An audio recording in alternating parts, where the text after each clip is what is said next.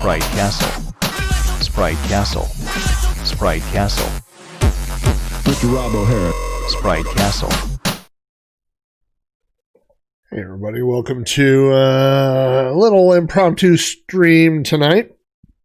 I am sitting here at the house. My wife had to go do some shopping. I have a very, very close, dear friend of mine whose mom is in the hospital tonight, and we're kind of waiting on news for what's going on. And so my wife went to go do some shopping, and I am sitting here, and I thought this might be a good way to kill a little bit of time.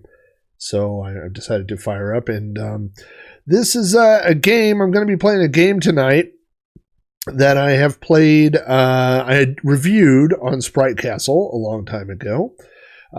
It is Donkey Kong Jr., which was released for the Commodore 64 in 2014. But before I launch into... Oh, hey, look what I set up here just to get me in the mood here.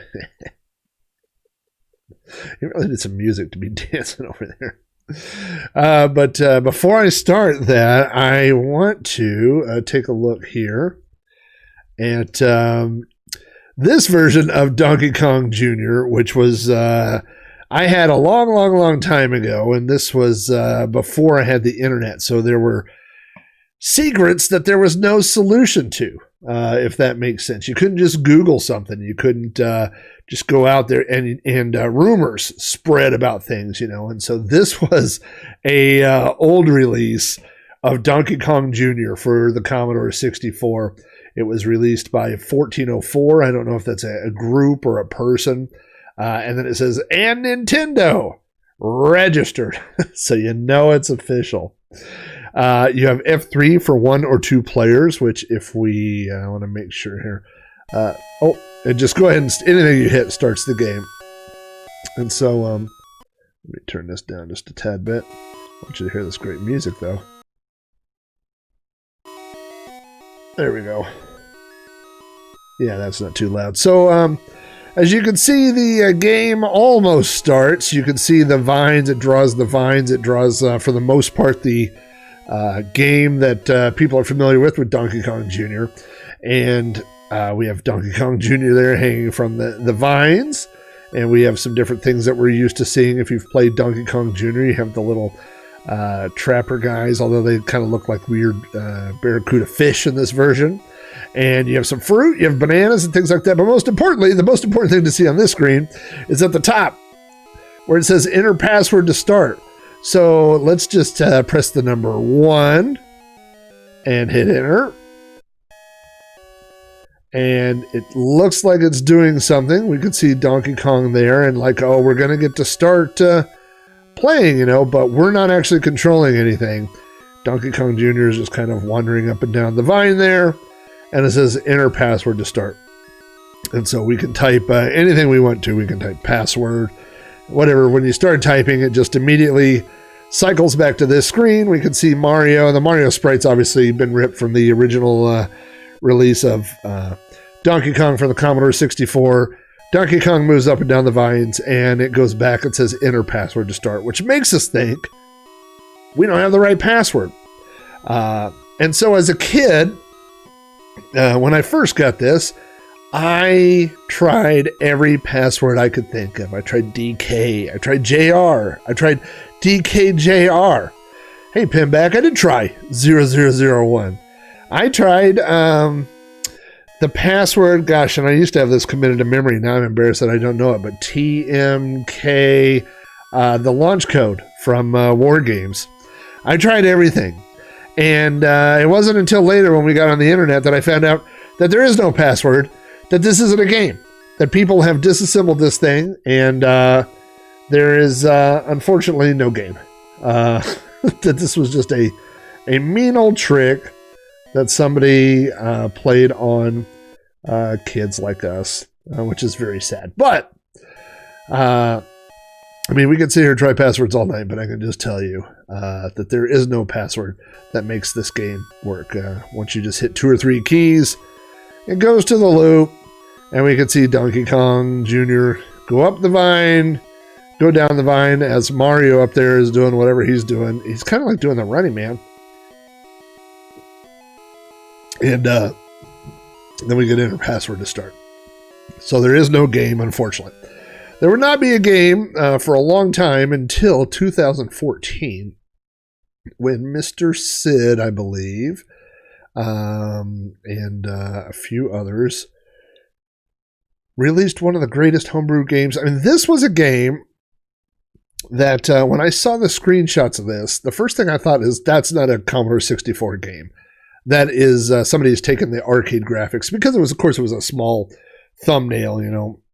But I didn't believe that it was a Commodore game until I actually saw it loading on a Commodore system with my own eyes.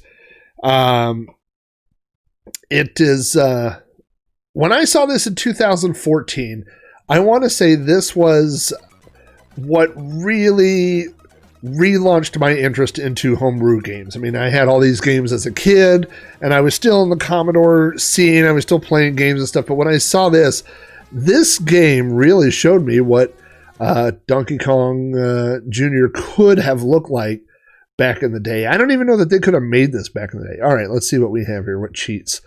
I don't think I'm going to do any cheats. Unlimited lives, no. Unlimited bonus, no. Collision off, no. Survive high falls, no. Climb fast, I should do no. Commodore key for level skip, no. Reset high score, no. And C documentation, no. So the game launches with this really beautiful title screen. If you take a look at that, we've got the people that were responsible for this up there. We've got Mr. Varga on programming for graphics. We have Steve Day, which some people may know as STE86, I believe. But this team has worked on other games. Of course, Steve Day has done sound for a lot of Commodore releases over the past 5 or 6 years, and before that too. But just take a look at that screen. You know, I mean, you've got everything that happens in the game right here. You've got Mario in the background with the key. He obviously has Donkey Kong locked up. There's the big padlock that the key goes to. There's the little chopper guy down there in the bottom right. You have the birds that appear on the second level and the third level. And you have Donkey Kong Jr. right there in the beginning. And we have press fire to begin. So let's see. I'm batting 0 for 8 so far in streams of having the joystick in the right port. That's what she said. So let's hit the button here and go ahead and launch Donkey Kong Jr. You can't see this, but I can see it's loading for just a little bit. I'm going to let that music play for just a second.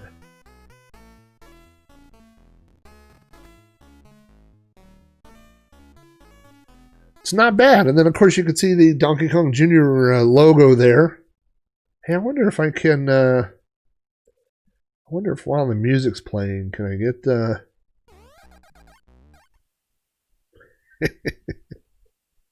I enjoy that. But if you're going to take a look there, this is Donkey Kong Jr. for the Commodore 64. That is not any of the higher... I mean, obviously, it's not a 16-bit game if you look at the pixel shading or whatever, but the artwork on this is just really beautiful. I mean, even the detail down there in the water. I mean, in a vintage-type game, you would expect, blue water, or you would expect green grass or something, but they really... went all out on the shading and everything on this. So let's go ahead. Boy, that is a level that we will not be seeing today. We might as well watch the demo of this level because there's no way I'm reaching that level in Donkey Kong Jr. Maybe. I don't know.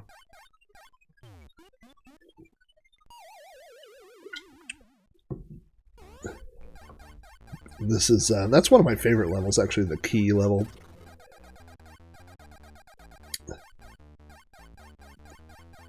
The music's a little slow, it sounds like.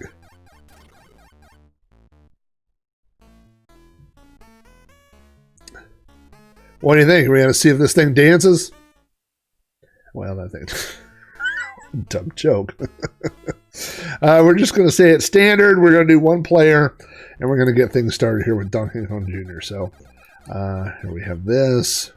Watch out for that guy. Let's see if we can get him with the fruit. We can. If we can... get off that. Let's go here. Donkey Kong Jr. Was not the first arcade game I ever owned. The first arcade game my family ever owned was called Block Seed, which was from Sega. Let's go this way, I guess. And let's see if we could tease somebody to fall down over here and get some points. Nope. Oh boy. And so Block Seed was, my dad found Block Seed for sale and bought it for my sister because my sister loved Tetris. And obviously Tetris machines would have been really expensive, but he found this Block Seed machine for sale, really inexpensive. And when we got it, it was in a Donkey Kong Jr. cabinet. It was in an orange Nintendo cabinet. And so that was the very, very, very first arcade game that I ever saw in my home or anything like that. I really wanted to get up on that. I won't have to go all the way over there. Let's try that again. Let's wait for that. Oh. Alright, let's try this again. Well, I enjoy animated GIFs. There we go. That's what Daddy's talking about. And what am I doing? Why would I do that? Anybody got any good egg jokes? I feel like I should have a good egg yolk. Get it? Egg yolk? Egg joke? Let's wait for that to come back here. Oh, no, I missed it again.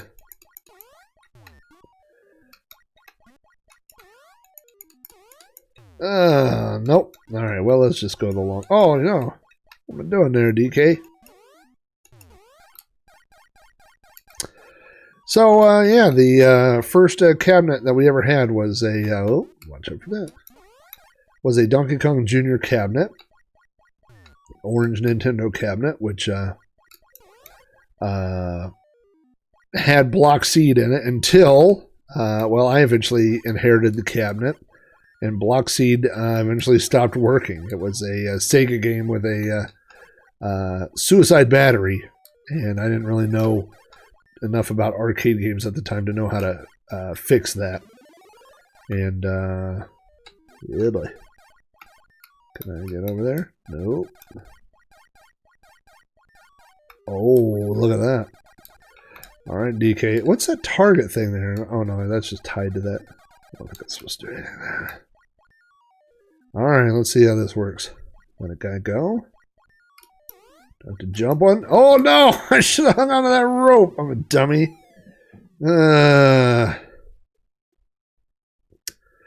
Game over.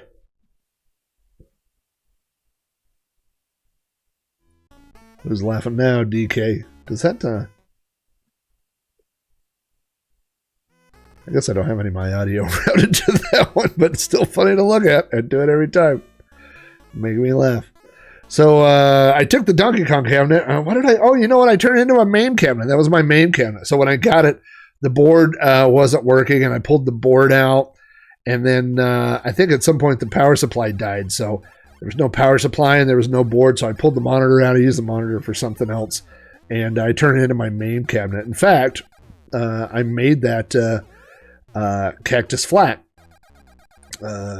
which was there was a local arcade that I used to go to, still go to, it's still open, called Cactus Jack's, and so I named this cabinet Captain Flax, and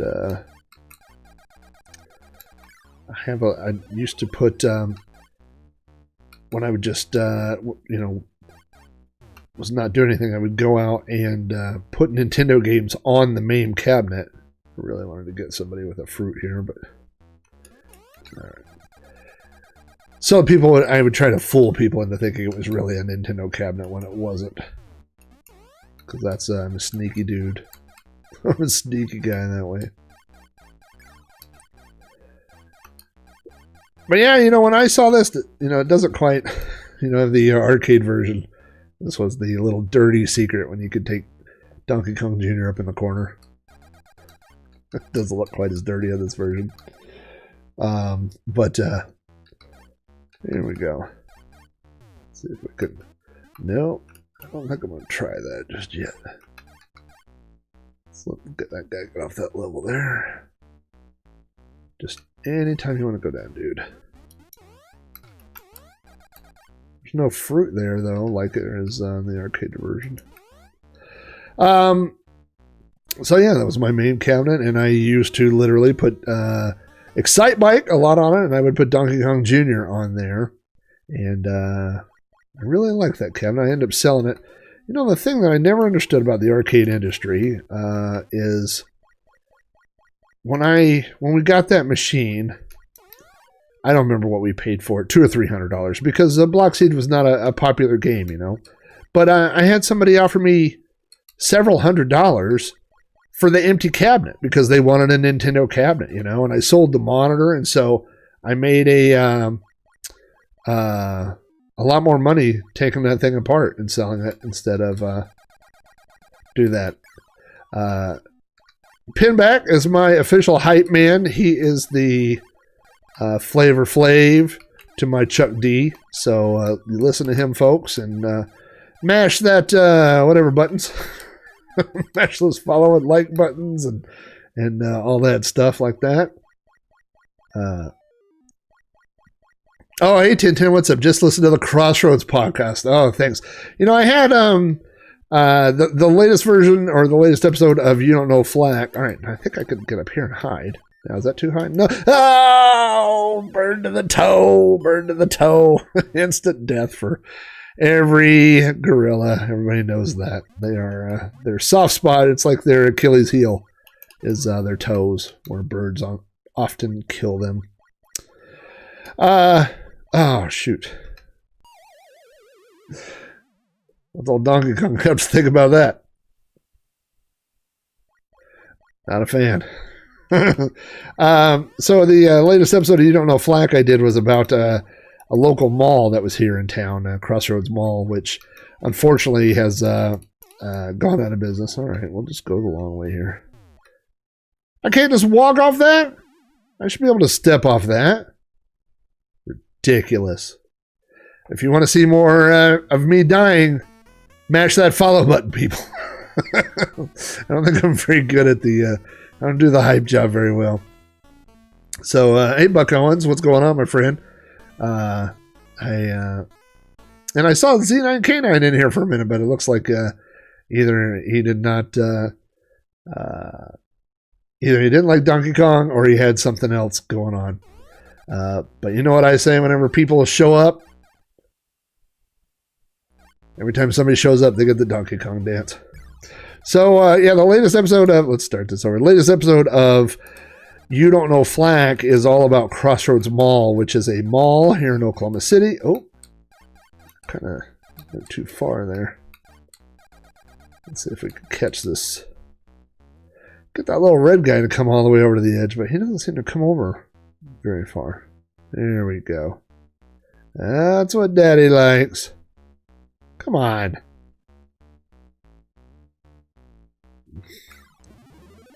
Well, would you go down? Come on. Thank you.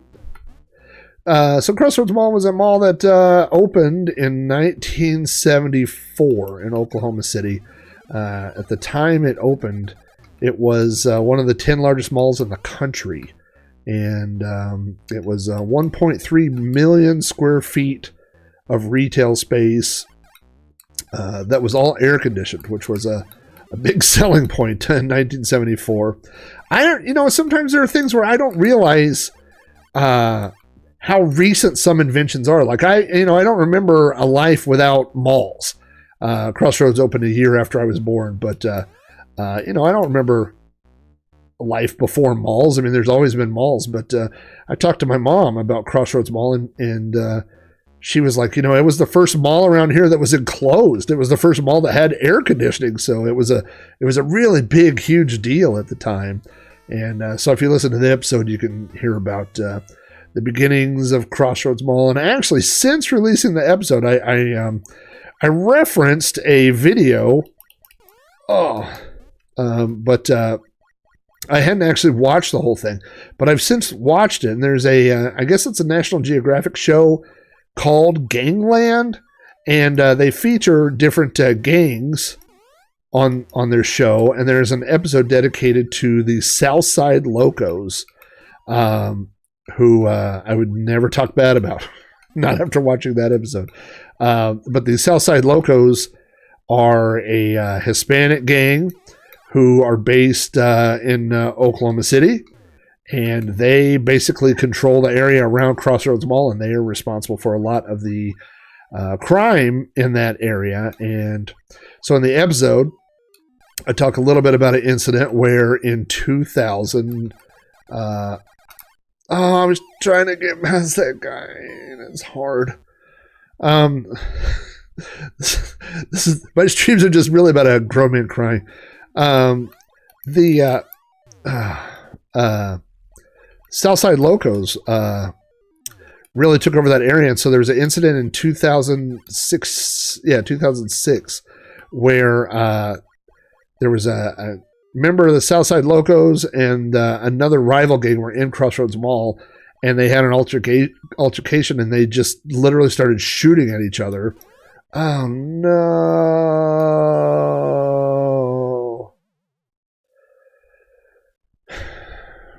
Yeah. So they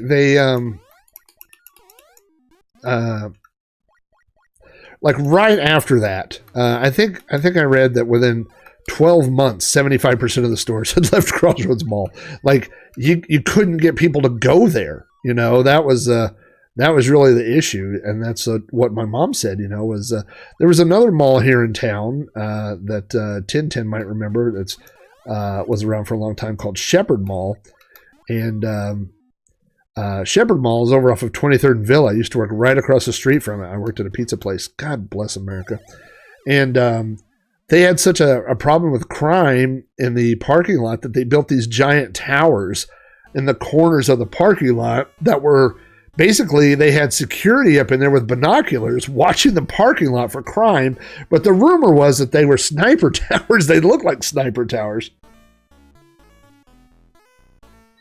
And I mean, within 6 months of that stuff going up, they went out of business. And so, I mean, actually, the corner, there was a big, I think it was Sears at that mall. But this is a funny story. I haven't told this story on any podcast, I don't think.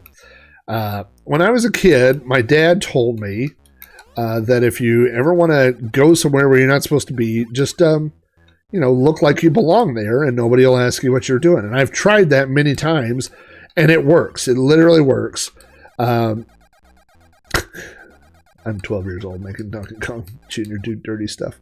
And so, like he told me one time, in high school, like if you needed to go out and wander the halls or something, just pick up a desk and carry it around, because who's going to question you as a kid? Like, why would you be walking around with a desk? You know what I mean? You look like you're doing something, and nobody will ask you questions. And so I've done that in my life many times. And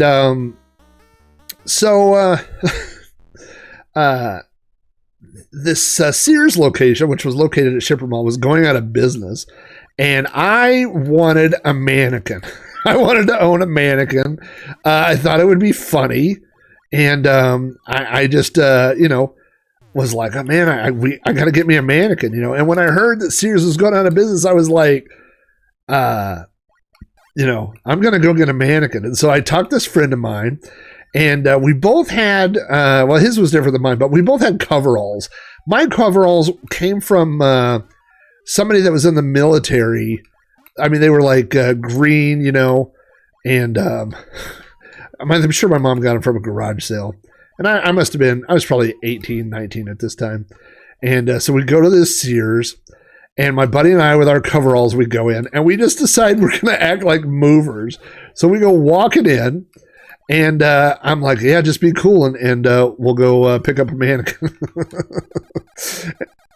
And so we get to where we're going, and we just pick up this mannequin, and we start walking through the store, and this manager guy comes up to us and he's like, hey, what are y'all doing? And we're like, oh, no, man, it's cool. We're supposed to pick up this mannequin. And he goes, who told you to pick up a mannequin? And I was like, well, they told us we're moving it, and he goes, nobody told you to move that, and we were like, huh.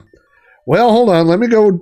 And then I said something stupid. I was like, well, let me go check the work order or something like that, And we just put it down and we just walked out. We were like, all right, busted. And I'm sure that guy was thinking, like, what in the world do these stupid kids think we're doing? Like, we didn't look like movers at all. We looked like, ex-members of Slipknot walking around these giant jumpsuits, that didn't really fit. So anyway, yeah, that didn't work. But I will tell you, that same guy and we went to, my buddy Andy, we went to Daryl Starbird's, which is, of course, the big car show, monster truck. Bigfoot was going to be there and all this stuff, And I think tickets were like $10 or $15 or something. We were seniors in high school. We didn't have the money to go to that. And I had a manager that worked at Mazio's Pizza that got fired. And he always came to work. Oh, that was a bad jump. He always came to work with a briefcase, which was weird because he was a pizza manager. Like, there was no important papers that he needed. And he got fired. This guy got fired for embezzling. And they came and they walked him out or whatever. And then for like a week, his briefcase was there. And nothing, he never came for it or whatever. And so we decided that we were going to steal this briefcase and open it and find all this important stuff. And we did open the briefcase. And inside there was a clip-on tie and a holiday issue of Playboy. What's the two things that were inside the briefcase? So, but after that, we had an empty briefcase. And so we decided we were going to try to get into Daryl Starbird's. And we did this by dressing up. We put on button-down shirts and ties over our regular clothes. I was not watching for that guy.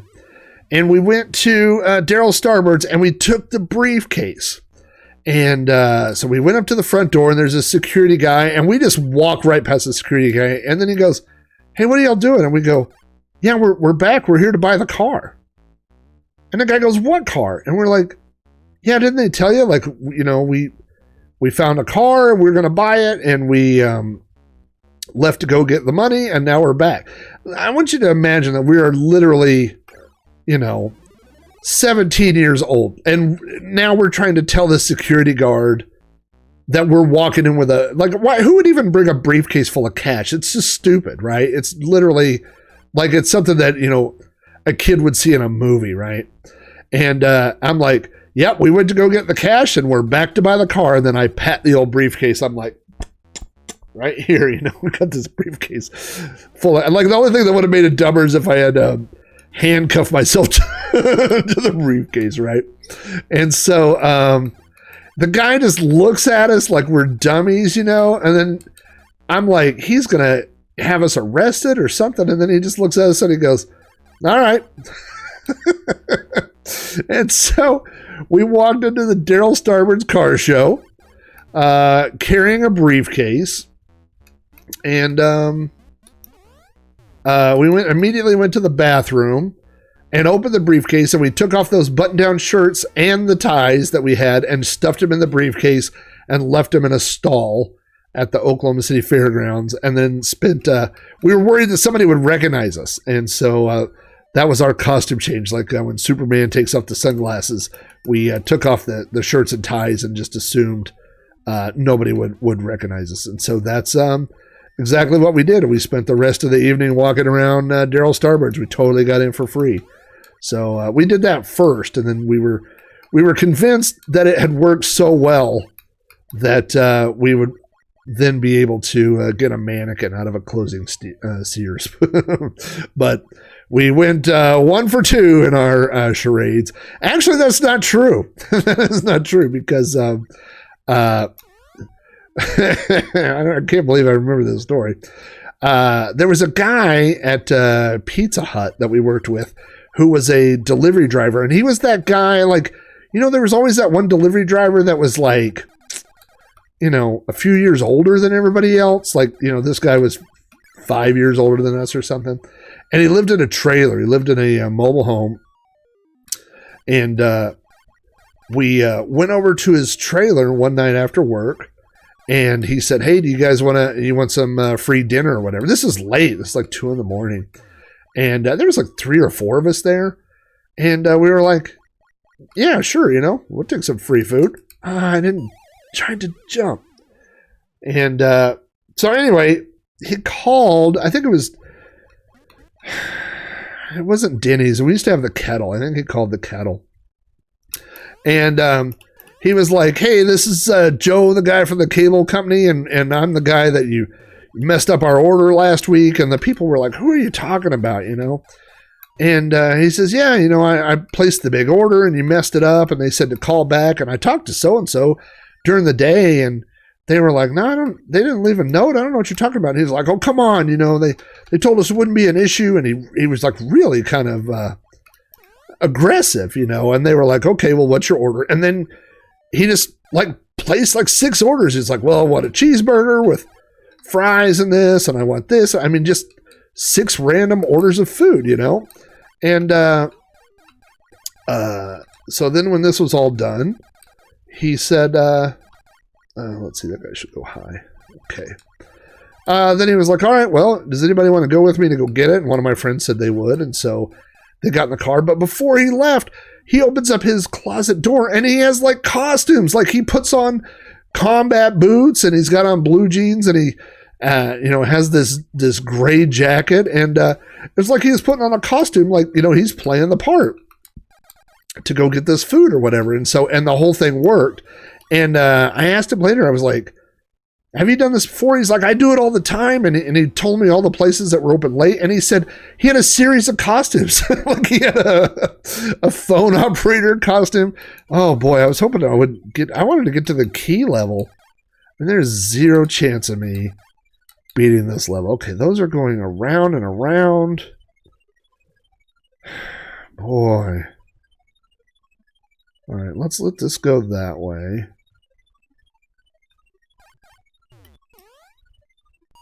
Well, that was quick. I jumped right into that.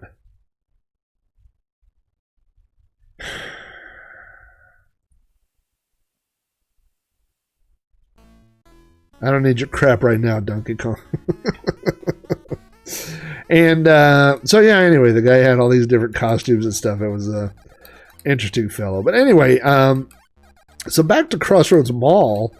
There's a show on National Geographic called Gangland, and there's this episode of Gangland that is all about the Southside Locos.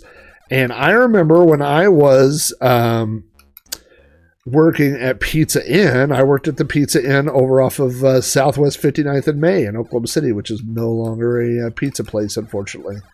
But when I worked there, I remember one time that we came out after work and all the back of the building, and we had like the little green power transformer thing and all that, and it had somebody had written SSL over all of it, and I was like, what the heck is a SSL? And they were like, yeah, that's Southside Locos. Like, don't make fun of them.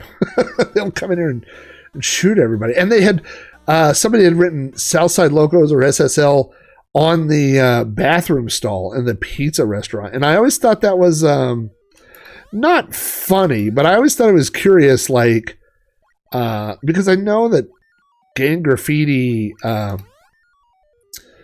is people marking their territory. And I just remember thinking, who wants to mark a bathroom? Who wants to claim the Pizza Inn bathroom? But somebody did it. So, anyway, Crossroads Mall. There was a second shooting in 2008, which wasn't really the mall's fault. Oh, let me get that guy. There was on the interstate outside the mall, there was a road rage incident, and 2 people ended up shooting at each other, and then one exited the interstate and ran into Crossroads Mall. So it's hard to blame that one on the mall, but That was in 2008. In 2009, the mall closed. People were done with gunshots at the mall. That was the end of that. All right, so now we're back to electricity land here. Let's see if we can do this. I'm going to concentrate on this. By the way, on the corner of my eye on the left, all I got is Donkey Kong dancing over here in my face. I don't really need that. Oh, man, I could have done that, but instead I screwed that up. Let's try this again here. Okay. I want that guy to go that way, and that guy to go that way.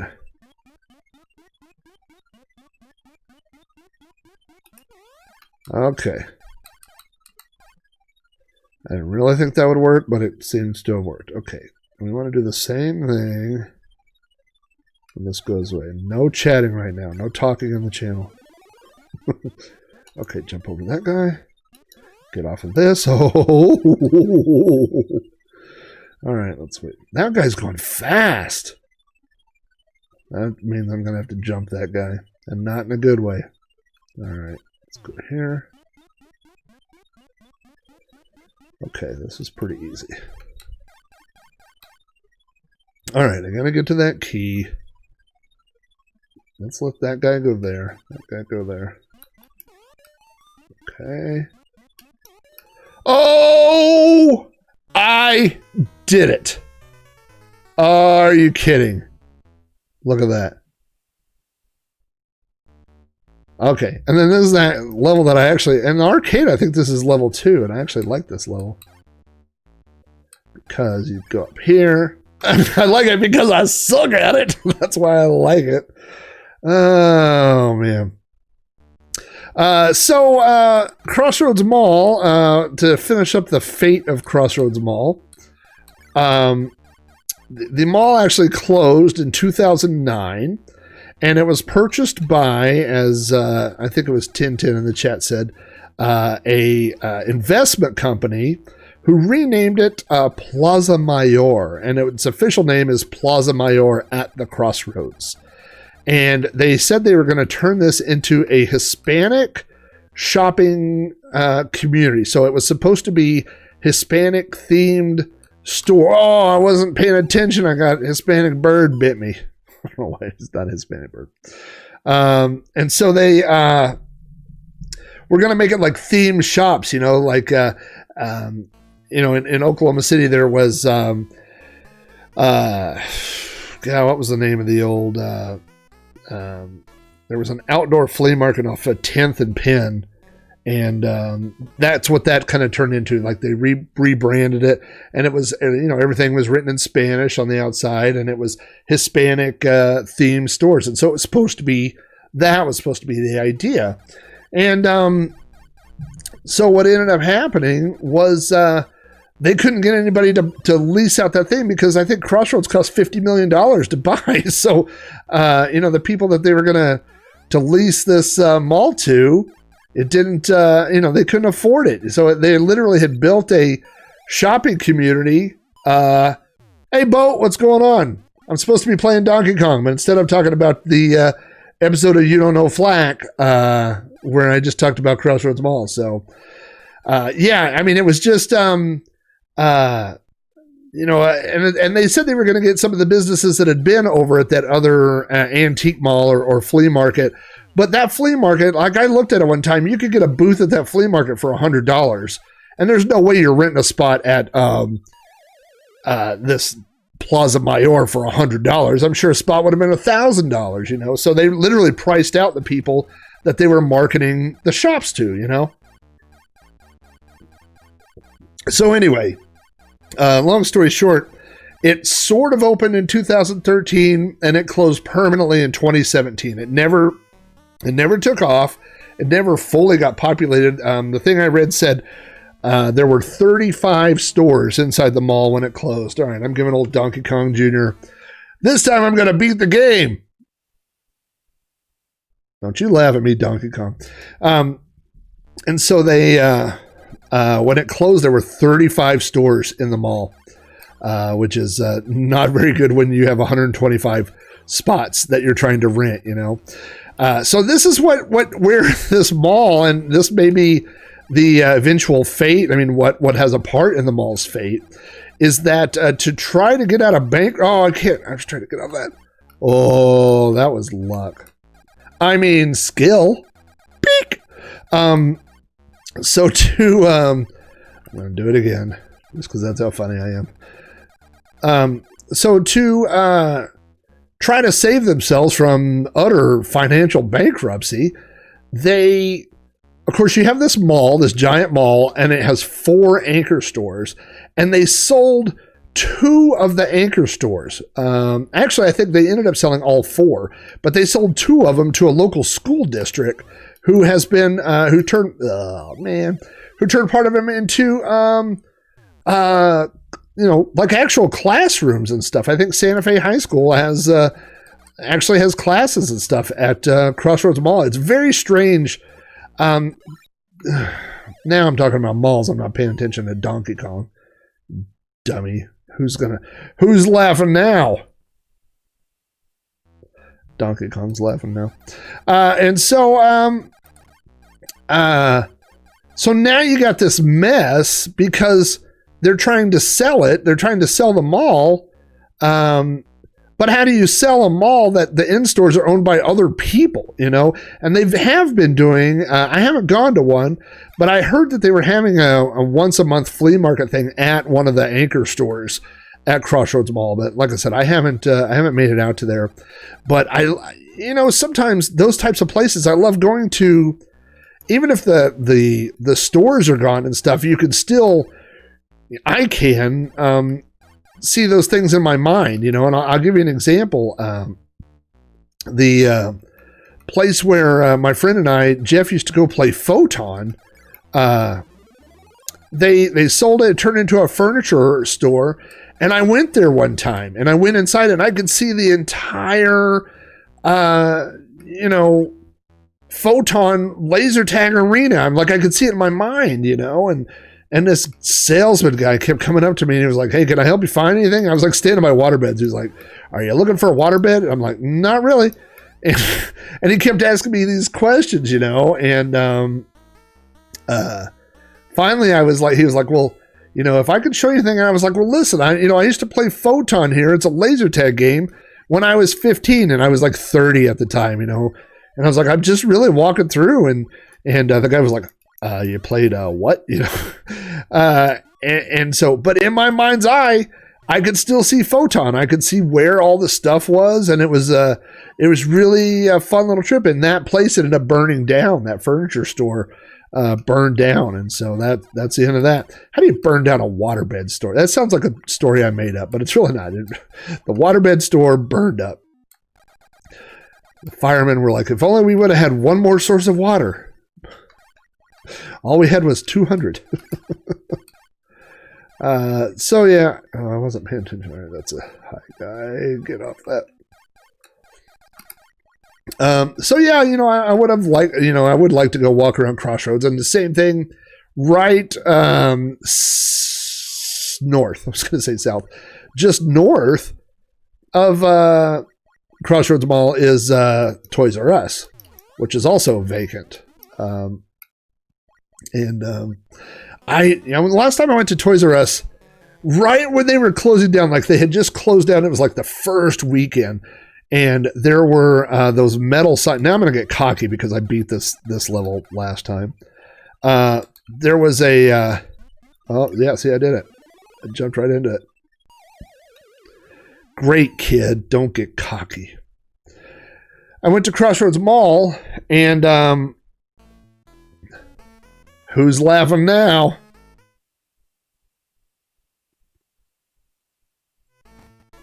Donkey Kong's laughing now.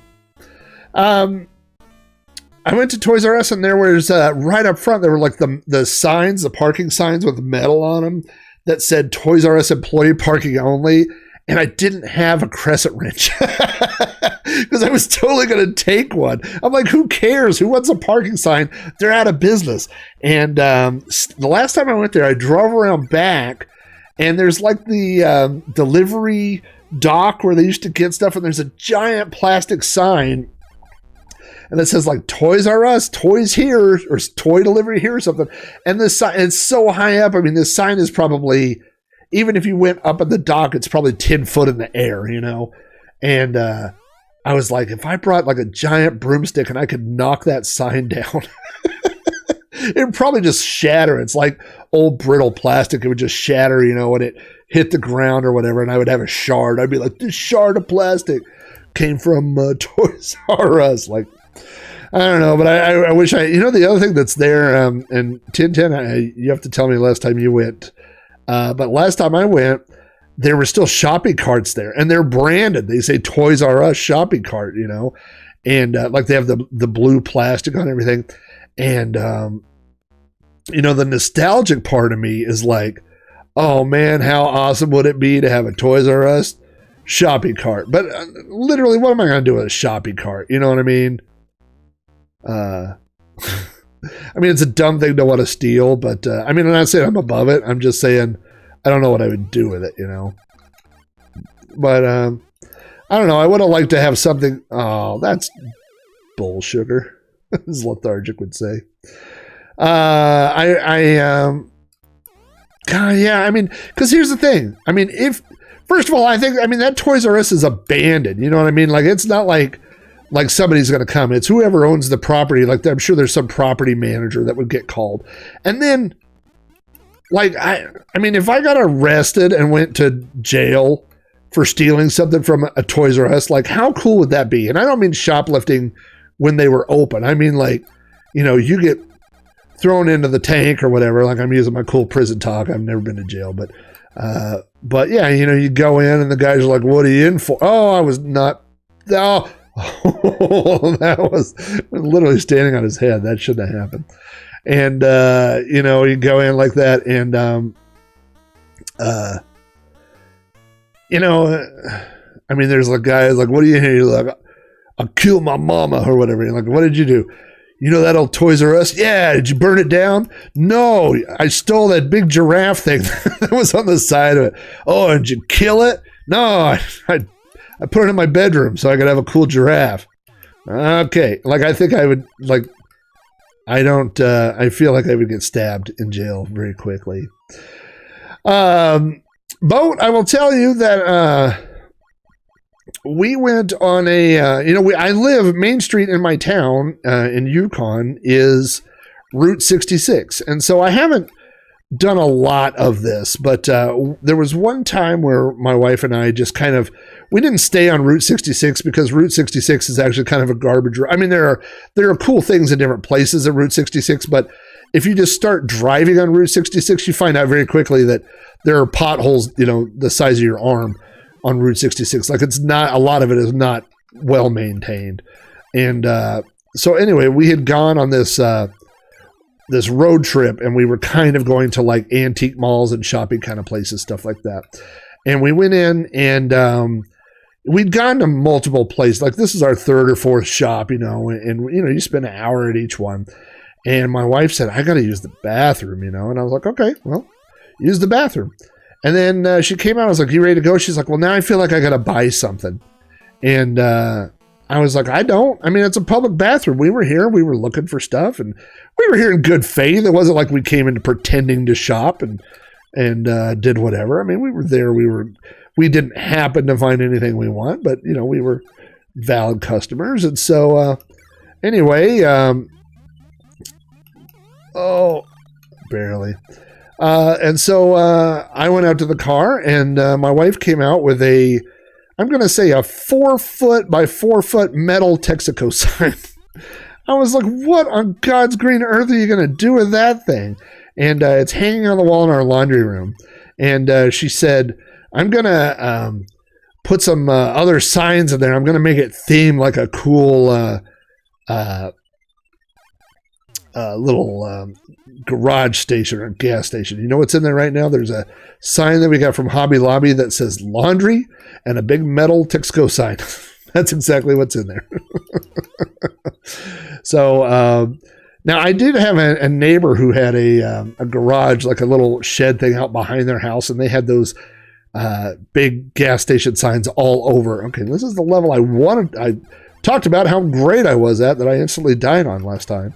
But they had this little garage thing, and they had put those signs on there. Now, I'll tell you something else. I had, for a while, a collection of, what's a nice way to put this? Illicitly obtained road signs. I had a stop sign. I had a, the one that bothered my parents was I had a bridge out sign, and they were like, we don't mind some of these, but just tell us that you didn't get this from a, an actual bridge that was out. Like, the sign wasn't warning people to not, use this bridge. I was like, nope, the sign was, we got it somewhere else. And so,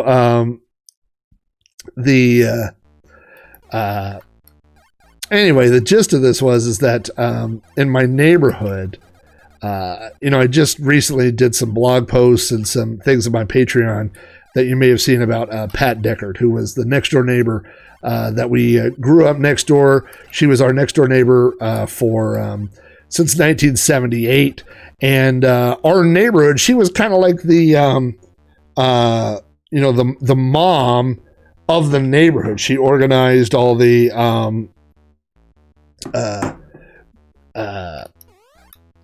garage sale days, and what did I didn't see that guy. My wife just told me that she's going to be home in 8 minutes with groceries and needs all hands on deck, so I'll probably play one more round of this. But anyway, somebody came through the neighborhood late one night and knocked over a sign, a metal sign. So I didn't do it.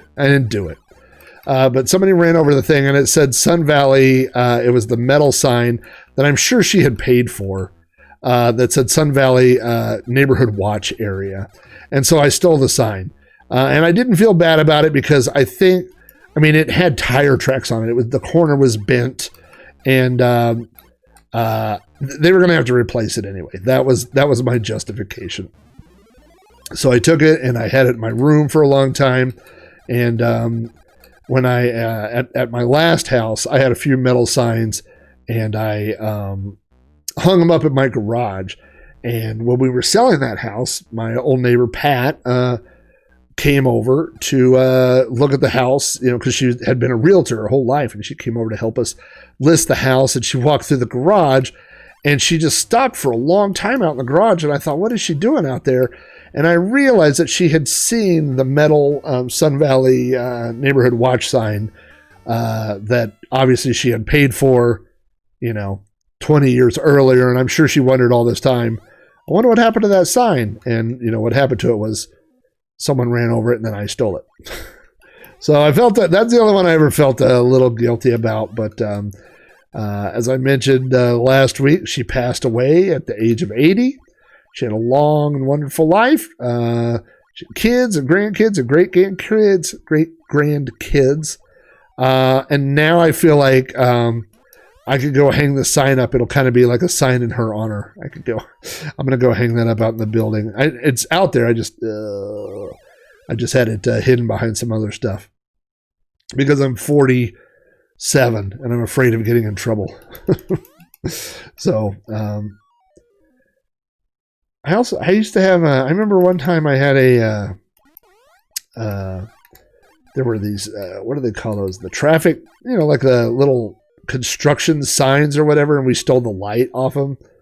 And my mom came home, so I would hide it in my closet, and I would only bring it out like when my mom was away, and then I would hide it when she came home. And she came home one time from shopping or something, and she said, yeah, you want to tell me what's going on in your room? Of course, it's this bright yellow flashing light. And I was like, I don't know what you're talking about. And she's like, well, there's a yellow flashing light that you can see all the way down the street coming from your window. And I was like, ugh.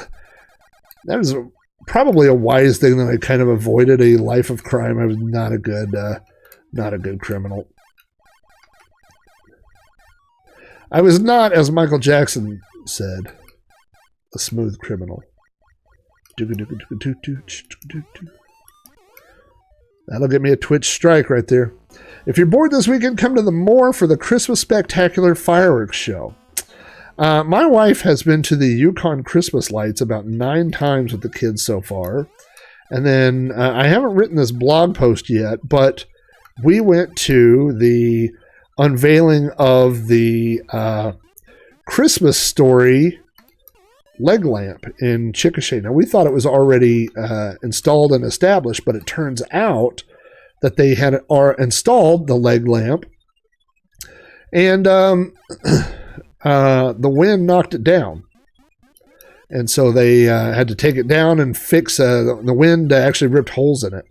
So they had to repair it and reinstall the leg lamp. But the leg lamp is 40 foot tall on top of a 10 foot tall box that says Fragile on it. And